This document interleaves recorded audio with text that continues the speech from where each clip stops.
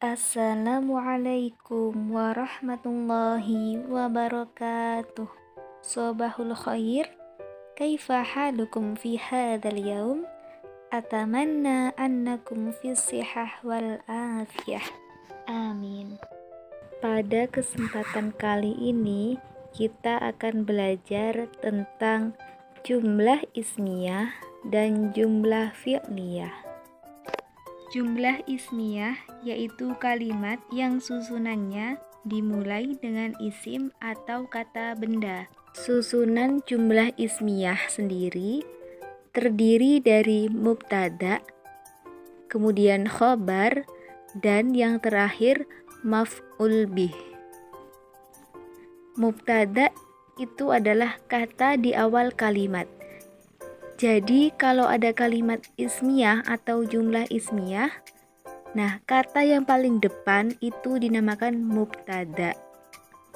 Kemudian setelah mubtada ada khobar.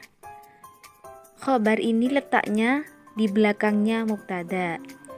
Dan yang terakhir ada maf'ul bih, atau dalam bahasa Indonesia kita sebut sebagai objek.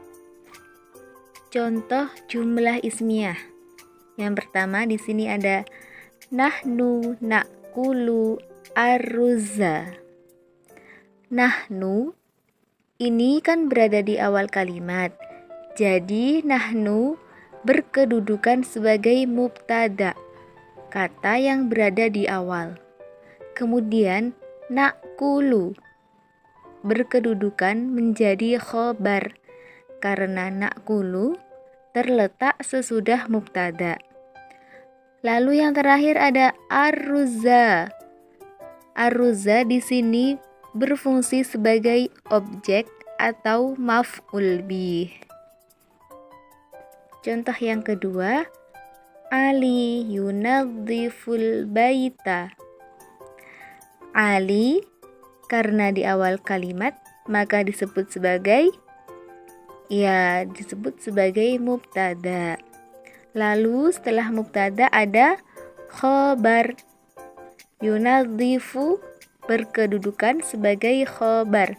Ingat, kalimat setelah mubtada disebut khobar. Lalu kalimat yang terakhir ada al-baita.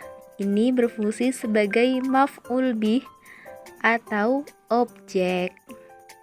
Selanjutnya ada jumlah fi'liyah, yaitu kalimat yang susunannya dimulai dengan fi'il atau kata kerja.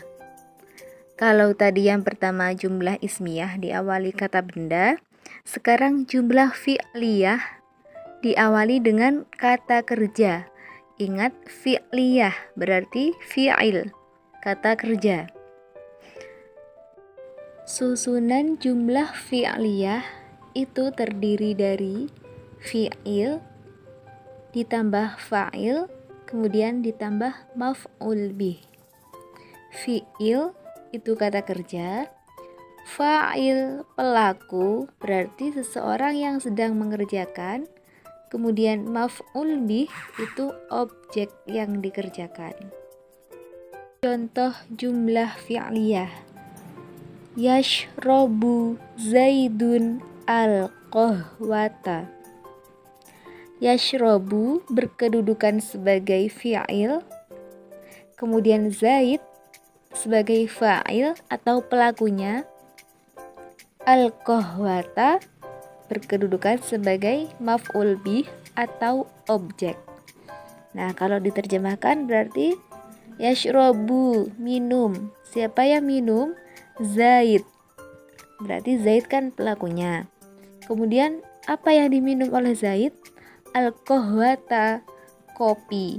Jadi al-qahwata itu berfungsi sebagai objeknya.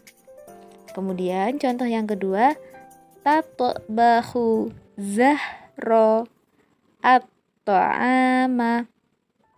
Tatbahu berarti dia fi'il, zahro fa'il, lalu yang terakhir at-ta'ama sebagai maf'ul bih atau objeknya. Nah, dari penjelasan tadi, apakah sudah bisa dipahami? Untuk lebih pahamnya lagi, silahkan dipelajari bukunya ya. Lalu dikerjakan soal latihannya.